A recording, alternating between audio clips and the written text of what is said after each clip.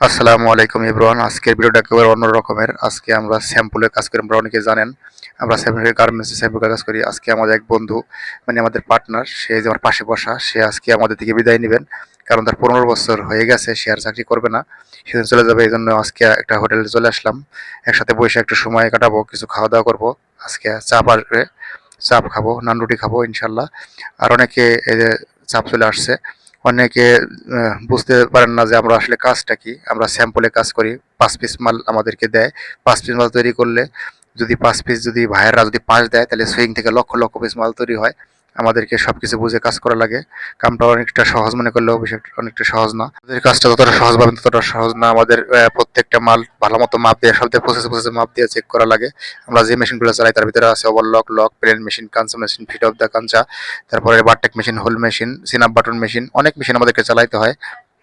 আলহামদুলিল্লাহ গার্মেন্টসে যত মেশিন আসে সব মেশিন আলহামদুলিল্লাহ চালাইতে পারি। আমার বাড়ি ফরিদপুর, আমার পাশে যে ভাইটি চলে যাবে তার বাড়ি গাইবান্ধা, আর আমার সামনে যে ভাইটি বসে আছে আমার পার্টনার, তার বাড়ি হলো শরীয়তপুর। আহ, খাওয়া দাওয়া শেষ করে এই ভাইটিকে বিদায় দিয়ে দেবো ইনশাল্লাহ আজকে। ফ্যামিলির মানুষগুলোর সাথে যতটা সময় না দিচ্ছি তার থেকে বেশি সময় দিচ্ছি গার্মেন্টস এর ভিতরে। এই সমস্ত মানুষদের সাথে, তাদের সাথে একটা মায়া মহব্বত কাজ করতেছে। সবাই দোয়া করবেন, ভালো থাকবেন, আল্লাহ হাফেজ।